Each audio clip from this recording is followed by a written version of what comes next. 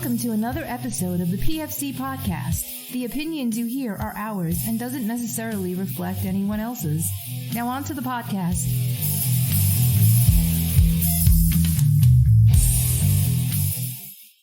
Thanks so much, Dennis. It's an honor and pleasure to be here today to talk about TBI and ICP management in austere environment.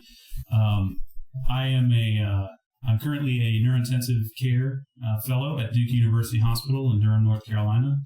I have been in the Army for just under 9 years now, and I did my residency at Madigan Army Medical Center in Fort Lewis, Washington. I was briefly assigned to Womack Army Medical Center at Fort Bragg for deploying with the 82nd Airborne in 2014 to Afghanistan. Came back and then was fortunate enough to begin my training at Duke in intensive care neurology, and we'll be returning to the active duty pool here in the next couple of months. So today we're going to be talking about traumatic brain injury, and specifically traumatic brain injury and its management in austere environments as part of the prolonged field care paradigm that's been growing over the past couple of years. And I should start by saying that the topics that we're going to discuss today are currently in a draft format and will be appearing as clinical practice guidelines, hopefully within the next couple of months, late summer or fall. So a lot of what we'll talk about here today you'll see in the future in a publication. And I should also add that traumatic brain injury and ICP management is a rapidly evolving field.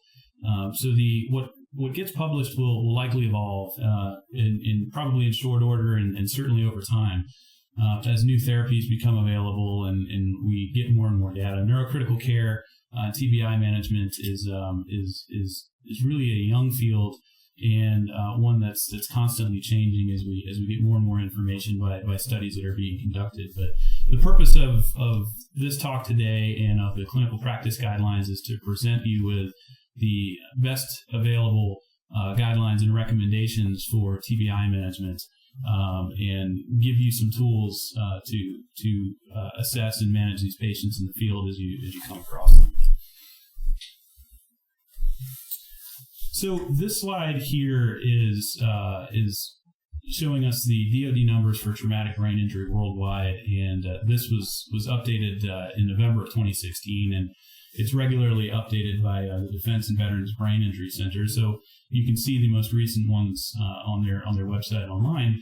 And what you'll see here is that the overwhelming majority of traumatic brain injury is mild in nature, and while that's a very, very serious condition and one that warrants its own discussion, what we're going to focus on is actually the moderate and severe traumatic brain injuries. And fortunately, they occur in much smaller percentages than the mild format.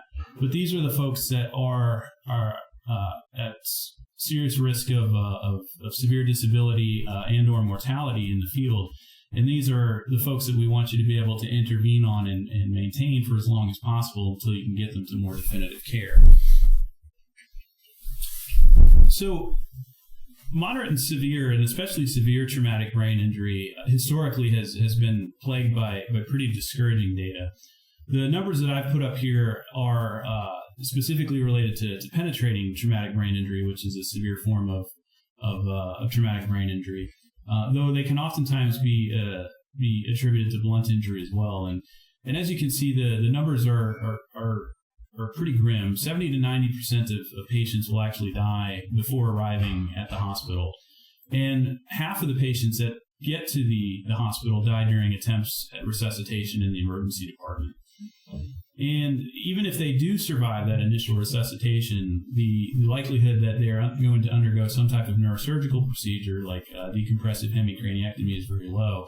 In civilian trauma centers, as of a paper from 2014, only about 20% of patients who reach the trauma center will actually undergo some type of neurosurgical procedure, particularly in the severe TBI category. And there's a lot of literature that is available that lists the indicators of poor prognosis, and among them is a low post-resuscitation GCS, usually somewhere between 3 and 5, patients of older age, large and unreacted pupils or pupillary asymmetry, and then the presence of hypotension defined as a systolic blood pressure less than 90 millimeters of mercury, or hypoxia defined as a PaO2 of less than 60 millimeters of mercury, are associated with twofold increases in mortality from if you have either one of those or both in the time from that the patient sustains the injury to resuscitation in an emergency department.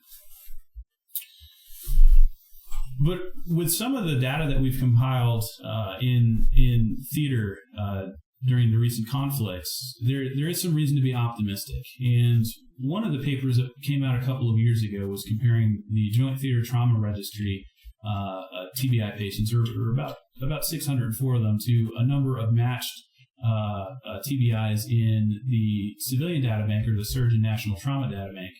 And it showed improved mortality among military TBI casualties as compared to civilian TBIs. Overall, there was a significant difference, and it was especially notable in the penetrating category. And some of the authors had concluded that the strong emphasis on the prevention of secondary brain injury in the pre-hospital setting, the immediate availability of medics, for example, may have been one of the deciding factors behind the improved mortality in the military TBI patients versus the civilian.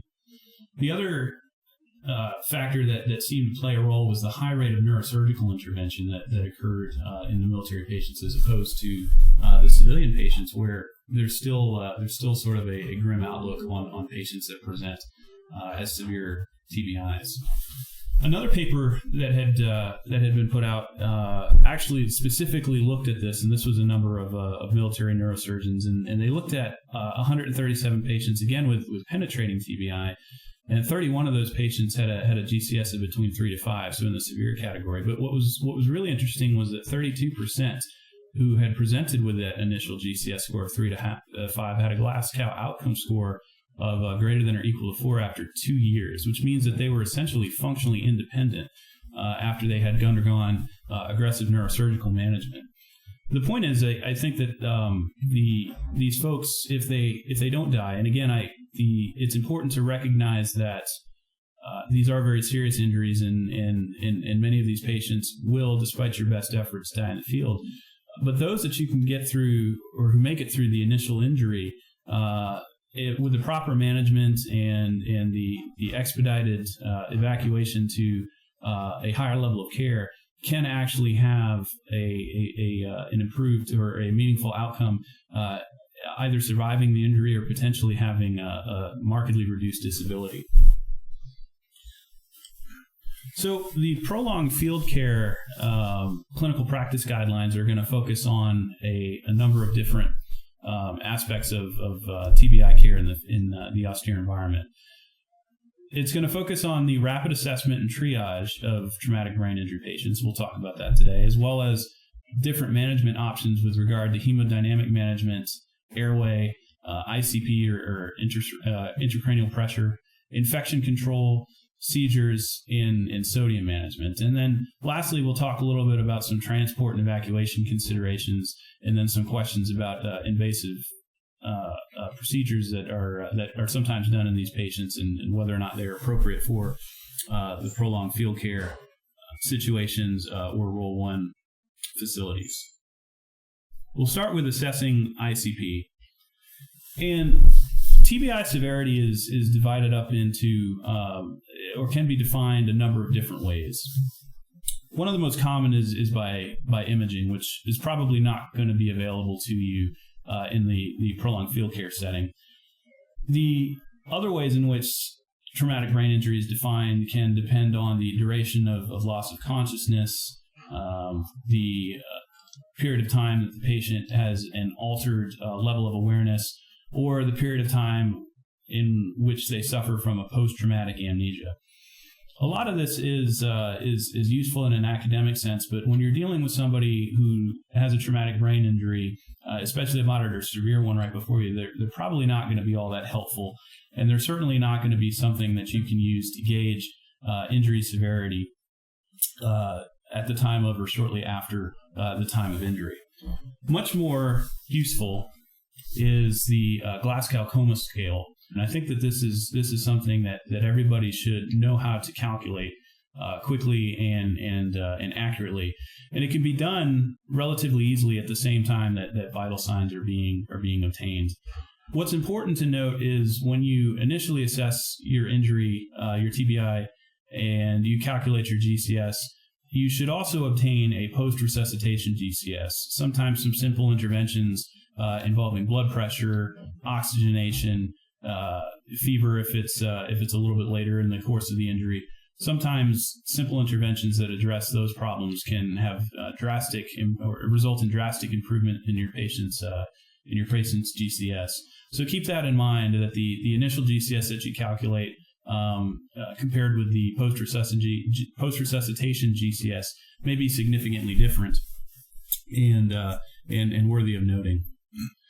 The GCS will also help you determine whether or not a patient is getting worse and whether or not you should think about instituting some of the other management interventions that we're going to discuss in the rest of the talk. So in addition to the clinical exam that you do, obtaining the GCS, performing a neurologic exam on the patient, which includes cranial nerve exam, a motor exam, and potentially reflexes and sensory, though certainly the cranial nerves are the most important of the group. There are also a number of non-invasive ways to measure ICP. Lumbar puncture, for anyone who's ever done one, and is certainly a means of obtaining an intracranial pressure. But one, it's non-invasive, and two, you don't want to do that in an individual when you don't know exactly what's going on inside the skull. In the setting of increased intracranial pressure, the lumbar puncture could actually result in a herniation syndrome and leave you in a sticky spot with regard to management and make the patient worse.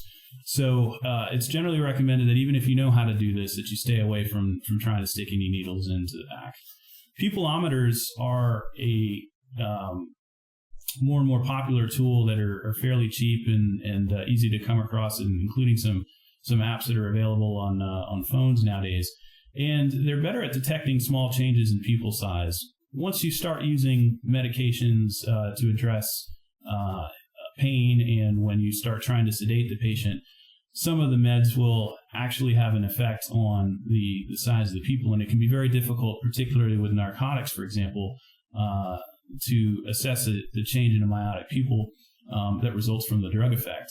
In a normal individual, there's typically about 33% change in size with your swinging flashlight exam, but in an individual whose ICP gets above 20 millimeters of mercury, that change in size can decrease to as little as 10% or less.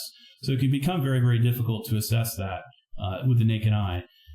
Pupillometers, therefore, are a potential tool to help you do that, and utilizing the pupillometer to determine the degree of change, the rapidity of the change in the pupil size can sometimes give an indicator as to whether or not the patient is developing elevated ICP or worsened elevations in ICP.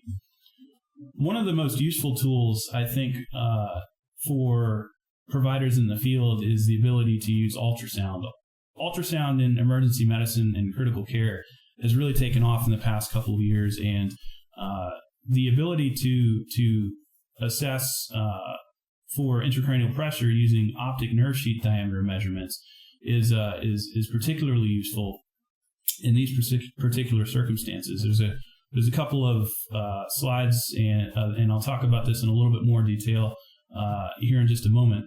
But optic nerve sheath diameter is something that is you can quickly become proficient in, and may aid you in your clinical assessment in determining whether or not a patient is developing or has elevated ICP that needs to be intervened on. And in the future, there may be an easier way to utilize modalities such as transcranial Doppler, but at the moment it's a little bit too complicated, and it's not accurate enough to really determine or help you assess for ICP. So it really doesn't have a role in current ultrasound assessment of TBI and ICP. For the neurologic assessment, then, the goal is going to be to rapidly identify the clinical signs and symptoms of TBI and any associated trauma, and then to assess TBI severity. There are a number of red flags such as headache, nausea, vomiting, focal neurologic deficits, meaning weakness on one side of the body, weakness in the face or the arm, or weakness in the leg, for example. That should key you into the fact that there is likely some underlying brain injury as a result of the trauma that the patient has sustained. The best way to assess for this is to do a detailed examination, to include a detailed neurologic exam plus the optic nerve sheath diameter measurements. The better way to, or the next step down, or the better category would be to do a detailed neurologic assessment, and then to do at least an abbreviated pupil exam and potentially a fundoscopic evaluation. I'll talk about that here in just a moment. And then at the bare minimum, the rapid trauma assessment and the calculation of a GCS and the ABPU score, as well as assessment for TBI red flags and documentation of any red flags that you find is recommended. With regard to fundoscopic evaluation, there are a number of cheap and fairly easy to use ophthalmoscopes that can fit into pockets nowadays. They're about the size of pens almost. And learning how to look at the back of the eye is critical to a neurologic assessment. In residency, we always used to say that the eyes were the window to the brain. And assessing for abnormalities such as papilledema or swelling of the optic disc, or something called spontaneous venous pulsations, which are just small pulsations of the retinal veins, can give you a great idea about whether or not the patient is experiencing high pressures as a result of their traumatic brain injury. This slide here shows you the difference between a normal optic disc and the vessels that arise from it on the left side, as compared to a patient with high pressures on the right side. And you can see that the optic disc margins are barely perceptible in this image on the right side, and the vessels that are emanating very clearly from the normal picture on the left side are very difficult to distinguish. And a quick fundoscopic or ophthalmoscopic exam can reveal these findings for you, and in the right setting can support your suspicion for high ICP. The large vessels that you kind of see at your 12 o'clock and your 6 o'clock on that picture on the left are actually the retinal veins that I was just talking about.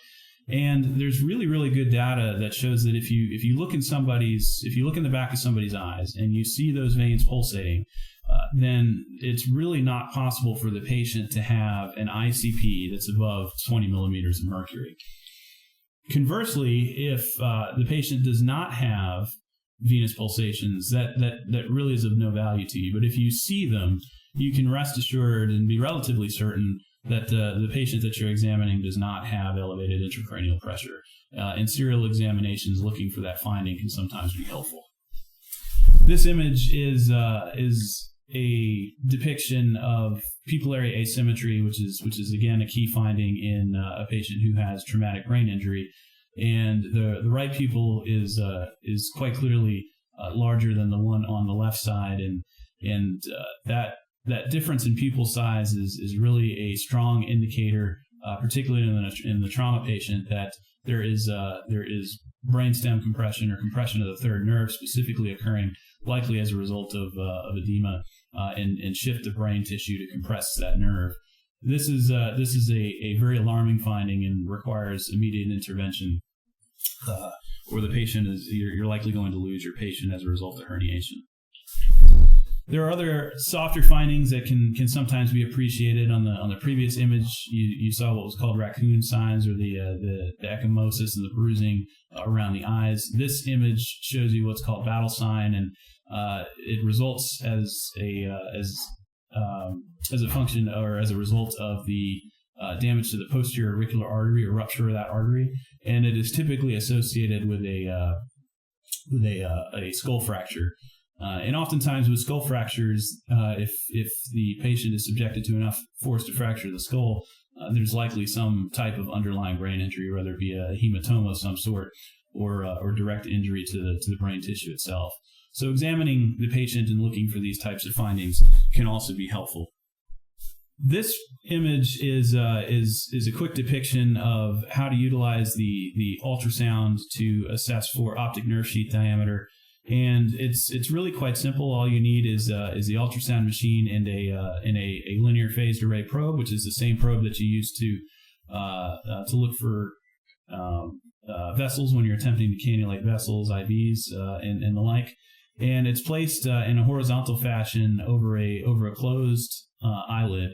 And you basically look for a dark shadow in the posterior aspect of the eye that would represent the optic nerve in the optic nerve sheath. This image depicts what you would see on ultrasound, and you can appreciate the eye or the vitreous in the middle of the screen is that dark circular area.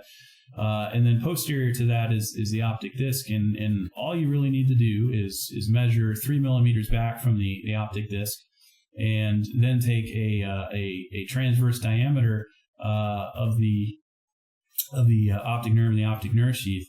And typically, depending on what you're reading, a diameter of 5 or 5.5 millimeters or greater is associated with elevated ICP. In practice, however, there can be a very wide range of normal diameters. So in and of itself, I'm not sure that a one-time on-the-spot optic nerve sheath diameter measurement is necessarily going to help you identify ICP. I think this exam is much more valuable if it's done serially or repeated over time to assess for changes in the optic nerve sheath diameter, or to look for a significant asymmetry in the diameter between one optic nerve and the other, which those I think would be much more likely to key you into increased intracranial pressure in a TBI patient. So we'll move on now and talk a bit about management, and we'll start with hemodynamic management. And hemodynamic control is probably the most important thing for you to address in a patient who's had a traumatic brain injury.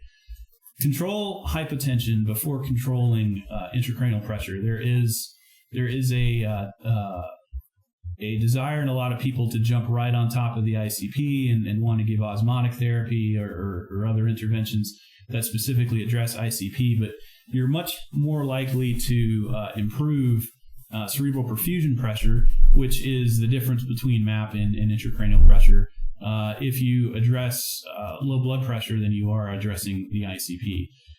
Not to mention that hypotension is usually not due to traumatic brain injury itself. If it is, it's typically very late in the course of it when you begin to develop medullary compression from increased swelling and herniation. Oftentimes, however, if you get to the patient early and they're hypotensive, make sure that you look for an alternate source of blood loss, since that's much more likely to be the cause, particularly early on. And as mentioned earlier, a single recorded systolic blood pressure of less than 90 millimeters of mercury from the time of injury to resuscitation increases the odds of death by 2.62 times. So this is a very serious issue, and it needs to be addressed promptly in your traumatic brain injury patients. The minimum approach, or the very least that you want to do, is stop the bleeding if you can identify a source, and that can be done through direct compression, through tourniquet use, and then through TXA as well. The next step, or the better recommendation, would be to give an isotonic or a hypertonic fluid. And it should be noted that when you give fluids, if at all possible, avoid hypotonic solutions, which include lactated ringers, since the hypotonic solutions can actually worsen cerebral edema. If resource limited, however, and you don't have anything other than something like LR, then I would say give what fluid is available to you.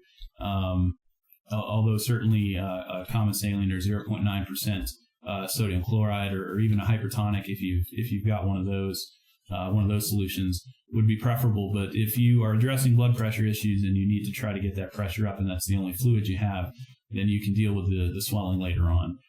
And the best method is to actually go with a blood transfusion to replace the lost volume and potentially to optimize O2 delivery. And then if you are able to get access to pressors, which is probably unlikely in the PFC setting, those can also help you maintain mean arterial pressures and maintain cerebral perfusion pressure in the setting of high ICP. Airway management should be the next facet of a TBI patient that you address, and at the very minimum, you are probably going to want to support them with positive pressure ventilation using a bag valve mask at a rate of 10 to 12 breaths per minute. Better than that is of course the cricothyroidectomy or the LMA placement if the patient has absent brainstem reflexes.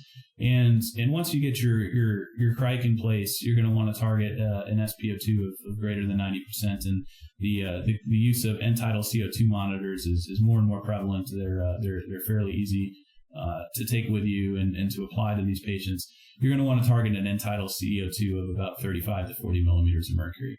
And then in the best case scenario, if you can get your hands on a ventilator, attaching the patient to a vent and using lung protective ventilation, again targeting an ET or an end-tidal CO2 of 35 to 40, and a PaO2 of greater than 80 or an oxygen saturation of greater than 95%.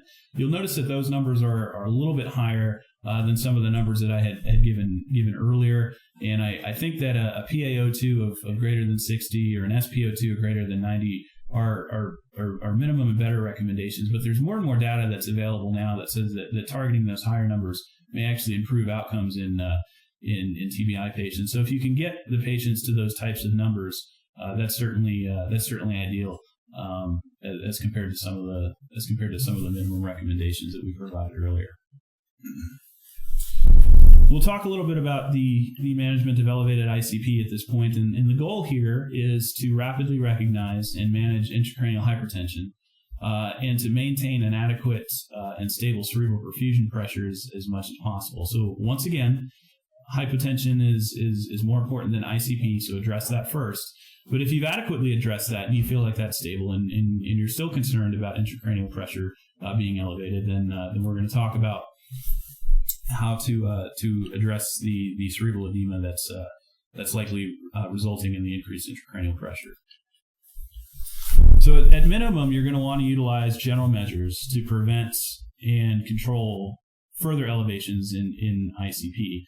And in the setting of elevated ICP, without any other means available to treat it, hyperventilation can be used for brief periods. This used to be much more common, but it's really fallen to the wayside now because people were doing it for prolonged periods of time, and they were actually shifting from high ICP and as a result of cerebral edema from the vasodilatation that the high levels of carbon dioxide were causing to actually constricting the vessels and causing additional secondary injury from vasoconstriction and ischemia as a result of pushing the CO2 levels too low. So in a pinch or in the absence of any other type of intervention, the use of hyperventilation is fine. I generally recommend that you try to confine it to less than 10 minutes. It's definitely effective, but it can do more harm than good if it's used for prolonged periods. Other simple interventions that can be made is elevating the head of bed from about 30 to 60 degrees. A lot of patients we tend to keep in a supine position, but your head injury patients, you actually want to lift the head of the bed up, again, 30 to 60 degrees, and that helps facilitate venous drainage from the intracranial spaces and keep ICP at a minimum. Keeping the neck in a midline position, a lot of these patients are going to probably end up in C-collar, so you usually don't have to worry about that too much, but if for some reason you don't put them in a C-collar, keep the head and neck in a midline position, and that will also facilitate venous drainage from the skull. As we talked about earlier, maintaining a PaO2, if you have the ability to measure that, a greater than 60, and an oxygen saturation of greater than 90. Those are the minimum goals. Again, if you can get them above 80 and 95% respectively, that's even better. Maintaining a PaCO2 or an end-tidal CO2 between 35 to 40 millimeters of mercury. Maintaining core temperature is also important, and most of you are probably aware that that hypothermia is one of the big killers on the battlefield. But you have to be careful in brain injury patients with letting the temperature get too high. And remember that the temperature in the brain is slightly higher than what you're going to measure in the rest of the body. So keeping the temperature between 35 and 37.5 degrees Celsius is likely the target temperature for a brain injured patient. And of course, you have to balance that with other injuries that they sustain, but keeping them on the cooler end is better for preventing secondary injury in the setting of TBI. Glucose levels. Most everyone carries the little portable glucometers. Trying to keep glucose levels between 80 and 180 milligrams per deciliter is ideal. I think targeting or preventing hypoglycemia and certainly a glucose level below 60 to 70 is very, very important, since the brain utilizes glucose to keep its cellular machinery running. Is going to help increase the likelihood of your patient having a good outcome or not dying in front of you. And rapidly managing any type of seizure activity, since seizures can elevate intracranial pressure. And bear in mind that sometimes seizure activity can actually occur in a non-convulsive presentation. In other words, non-convulsive status epilepticus. So if you have a patient that's really not improving, or who you think should be waking up and is not, always keep that in mind. And if you're worried about high ICP in that setting, then we'll talk about that here in a few minutes. But always think about seizure in these patients and addressing that early and often. So the better approach is to address elevated ICP is to think about bolusing any analgesic medications that you have available to you, and specifically your narcotic pain medications or your ketamine. I would avoid any type of non-steroidal agents in these patients, since they have an antiplatelet function associated with them and can theoretically worsen any type of bleed that's occurring that you may or may not be aware of in your TBI patients. But bolusing analgesic medications is certainly the first line intervention that we use at the hospital that I practice at. And the idea here is that a patient who is agitated or in pain is probably not going to be cooperative with what you want to do, or even if they're relatively calm or calm appearing, if they're hurting, then that's gonna raise any intracranial pressure problem that they're currently experiencing. So giving these types of medications and considering them, particularly when you're going to move a patient as well, is I think going to be key to helping manage ICP in the prolonged field care setting. This slide here is just a quick depiction of the physiologic state of cells under both normal conditions or without high ICPs, and then both in situations where the ICP is high and when the ICP is low. And really what I want you to understand looking at this slide is that the therapies that we're going to talk about next, which are the osmotic therapies, are designed to pull fluid from the brain tissue and shrink those cells and therefore decrease edema. And what you want to avoid is the picture on the right, where you have significant cell swelling, since cells will either die or undergo a type of cell suicide under these conditions. And these are certainly the conditions in which intracranial pressure is going to rise. So the best therapy for your elevated ICP patient is going to be to administer osmotic therapy. And I think the first choice is hypertonic saline for a number of reasons. And what's most widely available to most of you is probably going to be the 3% concentration, which it's commercially available, so it's easy to purchase. And typically you're going to administer about 250 milliliter bolus over a 15 to 20 minute period. And you can repeat that every 3 hours as needed for high ICPs. There are some institutions and there are some situations where a hypertonic saline infusion is run, and it's just as good as administering as a bolus. But since you're likely going to have limited resources, I think the best thing to do is to stick to bolus dosing in order to conserve what you have available to you. as a second choice, I think mannitol is your next bet or your next option. And mannitol is given as an initial dose or as a bolus dose of 1.5 grams per kilogram. It can go IV or IO. And then subsequent doses can be lowered somewhat to 0.5 grams per kilogram, also IV or IO. And it should be pushed over a 15 to 20 minute period. And it can be dosed every 3 hours as well. Hypertonic is, I think, preferred largely because it does help maintain or improve intravascular volume through its osmotic effect. So in a polytrauma situation, in addition to the ICP lowering effect, it may actually help you address hypotension. Whereas mannitol is a diuretic, and it can result in a pretty profound diuresis, and you're going to end up fighting yourself if that's the case when you're trying to address hypotension in your patients. Both of them are effective at lowering ICP. So if you have one but not the other, specifically if you have mannitol but not hypertonic saline, it's fine. But in general, I think hypertonic saline is the preferred agent in these situations. And there are a number of other medications that have been used to address high ICP in patients. There's a couple of papers looking at some case series or a very limited number of patients with some agents like sodium bicarbonate, which a lot of the medics out there will carry.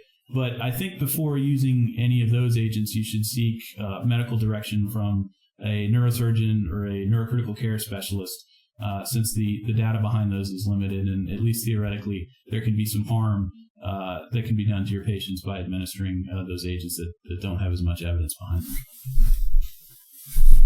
We'll talk about infection control next, and your goal here is to address your wounds to prevent further exposure to environmental pathogens, and then administer antibiotic prophylaxis specifically to all open or penetrating traumatic brain injury patients.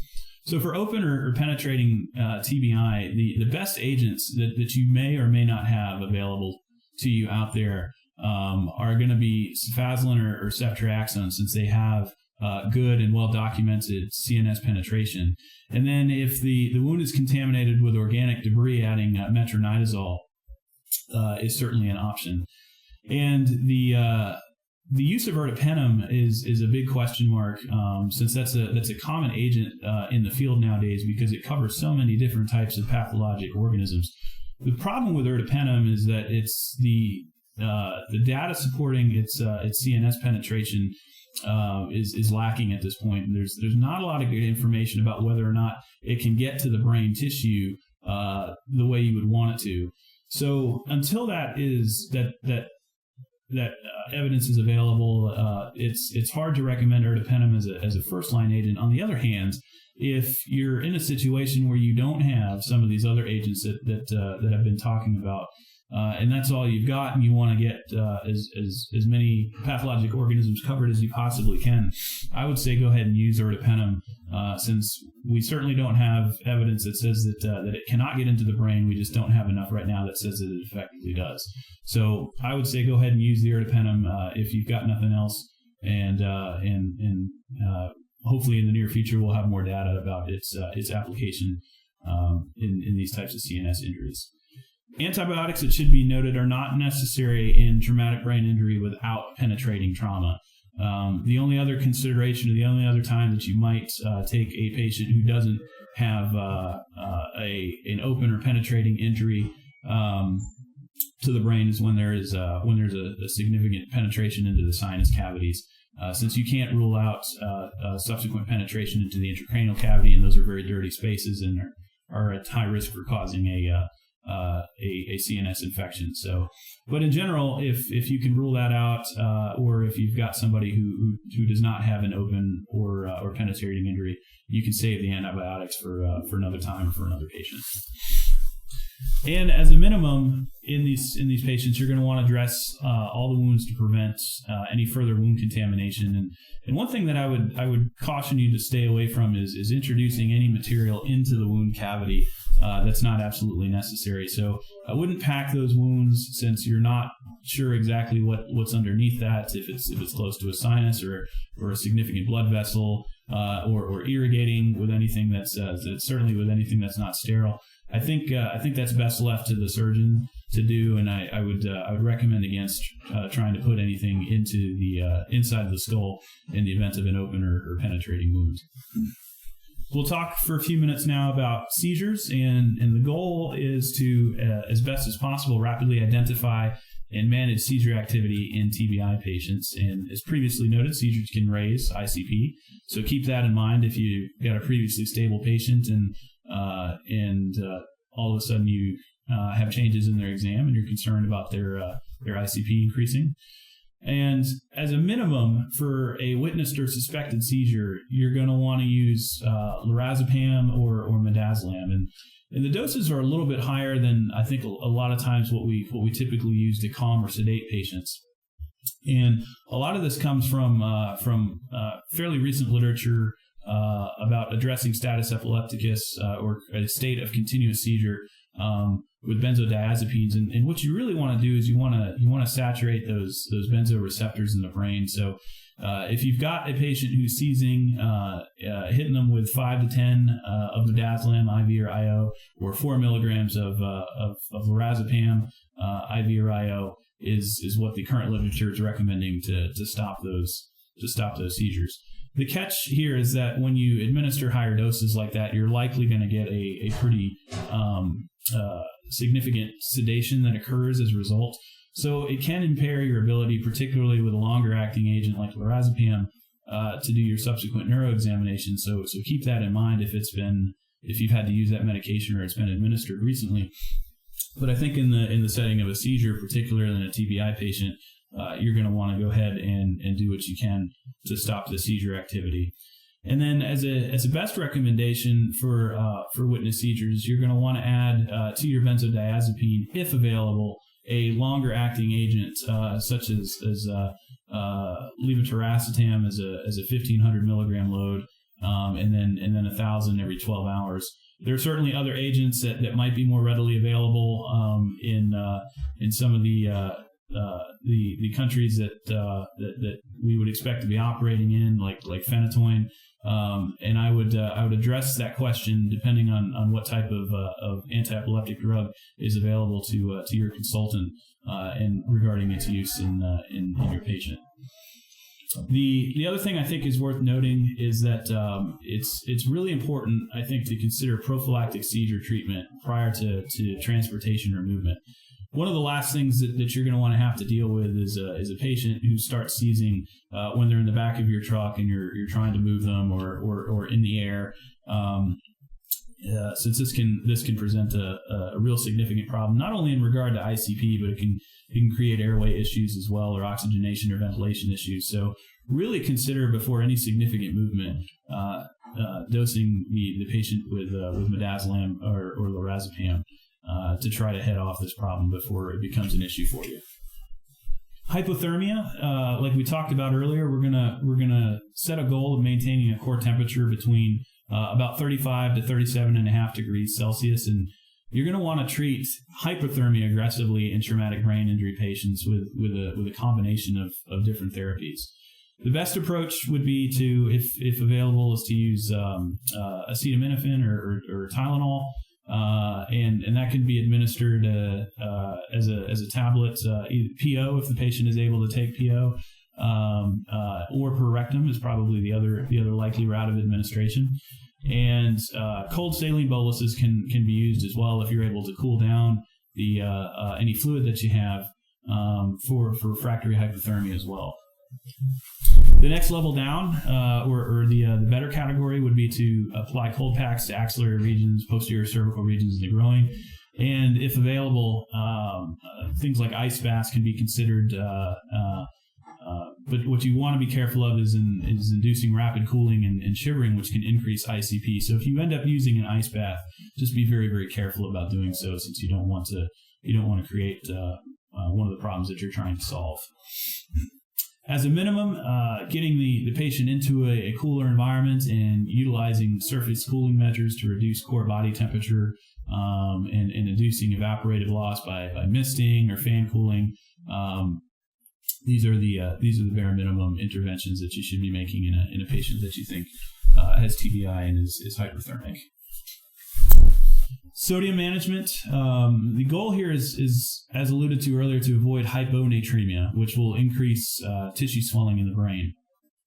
And if you have the ability to test for this and to get serum sodium levels, then targeting a serum sodium between 135 and 145 millimoles per liter is appropriate. And when hypertonic saline is being used, then generally you're going to want to target a serum sodium less than 160. As you can imagine, giving hypertonic solutions is going to increase your serum sodium levels over time. What you don't want is for them to get to a dangerously high level, which is generally considered to be 160 or more. So if you have the ability to monitor and measure that, great. If not, then once again, I think in the absence of that type of information, then you just treat what you have in front of you. And if you have ICP and an osmotic agent to treat it with in front of you, then go ahead. But if you have access to labs, then this can help guide your therapy as well. So as a best recommendation, you're going to want to check, if you can, sodium labs via regular lab draws. Generally every 6 hours is appropriate. In an unstable patient, you may want to do it a little bit more frequently. If you're giving hypertonic saline every 3 hours or so, as we talked about earlier. And then adjust any fluids as needed to meet the patient's established sodium goals. So this is an instance where if you are checking labs and your levels are high, you may want to balance those high levels with the administration of something that's a little more hypotonic, like LR. But I think in general, as stated earlier, you're going to want to stay away from those types of agent or those types of solutions. And if you run into a situation where you're trying to balance your sodium goals with the fluid that you're administering, seek expert medical advice in doing so. The next level down, or the better category, would be again to use 0.9% sodium chloride as boluses or as an infusion, again to keep your serum sodium levels between 135 and 145. And then as a minimum, you're going to want to avoid the administration of any free water or as we talked about earlier, hypotonic fluids that will lower serum sodium levels. A brief note on surgical procedures. So it's come up a couple of times in the course of my career and even recently talking about the clinical practice guidelines for TBI about whether or not non-surgeons or non-neurosurgeons specifically should be attempting invasive procedures such as burr holes or ventriculostomy. And I think the consensus, certainly at this time, is no. There's certainly harm that can be done by performing these procedures without training and experience. Not to mention that if you're in a situation in the field and you're thinking that your patient needs a burr hole or a ventriculostomy in order to save them, then the likelihood of that actually giving you any benefit is probably very, very low. So I think at this time, as interesting as they are, if you can't get those done earlier, you can't get them to an individual who knows how to do them, I think it's best avoided. One of the questions comes up is if I can get the patient to a non-neurosurgeon, is there anything available that the non-neurosurgeon can do? And interestingly, there's some data that comes out of UMM from a guy named Thomas Scalia looking at decompressive laparotomy as an option. And the idea here is that you're lowering or opening the compartments in either the thorax or the abdomen to decrease peak airway pressures, and that seems to have an ICP lowering effect. There's a lot of debate about whether or not this can or should be done. It's certainly not something that I think is something that should be done or tried in the field or even in a Roll 1 facility. But if you are able to get the patient to a surgeon, then it's certainly something that's worth discussing, and it may be something that we discuss more and more as TBI management evolves. And then for transport, once again, I think it's important to pre-medicate patients prior to any significant movements. One of the other considerations is sometimes you're very pressed for space when you're moving a patient, but if it's at all possible, I think it's important to keep that head of bed elevated to 30 to 60 degrees as you're transporting the patient, whether that's ground or air. It's really going to make a difference for you, and I think and help you keep ICPs stable or certainly to prevent increases in ICP by facilitating that venous drainage. And then always tell any aeromedical evacuation asset that you have or that you're operating that you're going to be moving a patient who has significant brain injury. Once you get up into the air, especially if you're in a vehicle that travels at higher altitudes, you have to be concerned about the effect of low pressures on oxygenation or what we call hyperbaric hypoxia. Once you get above 8,000 feet, there's a low incidence, fortunately, but certainly a risk for something called HACE, or high altitude cerebral edema, and your flight medics should have information about that and be aware of it. But just make sure that they're very clear that you have a moderate to severe TBI patient that you're transporting, so that they can make any adjustments to their flight plan or to their care plan that are necessary. So that concludes the discussion on traumatic brain injury in the austere environment and in the prolonged field care setting. Thank you very much for listening. That's another one for the books. Make sure to go to the site, www.prolongedfieldcare.org. Post your questions, post your comments, make your voice heard. This is Dennis for the PFC Podcast, out.